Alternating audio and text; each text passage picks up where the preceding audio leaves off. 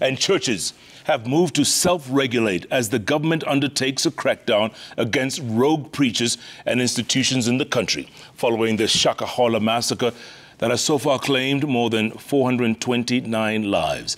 Religious leaders, lawyers and human rights groups led by Ethics and Anti-Corruption Chairman Bishop Emeritus David Oginde launched the Code of Conduct and Governance Guidelines for the Church in Kenya in a bid to counter impending state-imposed regulations on religious institutions. Our very own Seth Olale witnessed the colourful ceremony of the guidelines at the All Saints Cathedral. Here's his report. The historic unveiling of the Code of Conduct and Governance Guidelines for the Church in Kenya. Beautiful confetti. A 12-member steering committee, including religious leaders, lawyers and human rights groups, chaired by the Ethics and Anti-Corruption Commission Chairman Bishop Emeritus David Oginde, drafted the rules in a move by the church to self-regulate as the government tightens the noose on rogue preachers and institutions following the Shakahola Massacre that has so far claimed 428 lives. The danger of where we are now is that if we get now not rogue pastors, but rogue leaders in the nation, the church could be closed.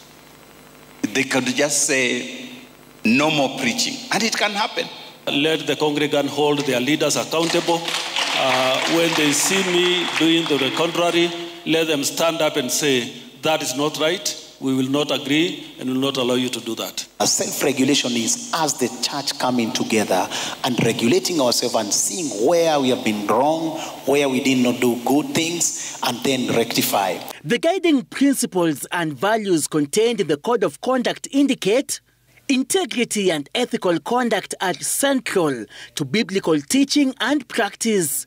The church shall promote and enhance the well-being of the brethren and of society as a whole in accordance with Christian beliefs and convictions, and refrain from any conduct that undermines the constructive role that churches play in the society. Thank you very much. Let's appreciate these wonderful leaders.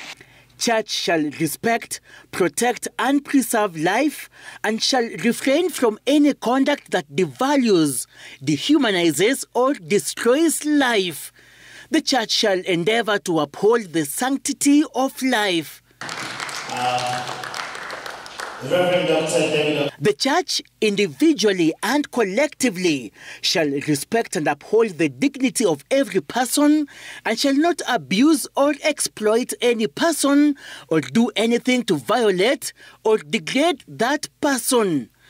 The church values children, born and unborn, and shall act in their best interest when under their care by protecting them. The church shall respect the right of every person to join any faith or religion of their choice without bullying, harassment, intimidation, or victimization. And they've been saying that in the internal forum, you cannot make somebody believe something that they don't want to believe. You can't compel them. But at the external forum, when your belief leads you to actions that endanger or harm others, at that point, the state can get involved. This code of conduct is not a weapon, but it is a point of discussion, so that we can say, you are doing this, you are doing that.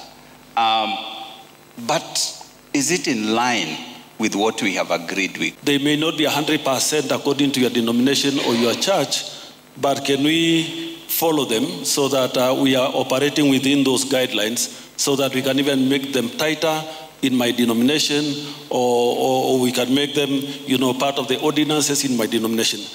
The launch of the Code of Conduct and Governance Guidelines for the Church in Kenya comes weeks after the government deregistered 5 churches, including cult leader Paul Mackenzie's, Good News International Ministries, and Pastor Ezekiel Odero's New Life Prayer Center and Church. Odero has launched a legal challenge against the government's decision. Once signed and adopted, the Code of Conduct for the Church in Kenya will undergo implementation process with review and amendment in future likely. Seth Olale, Citizen TV, Nairobi.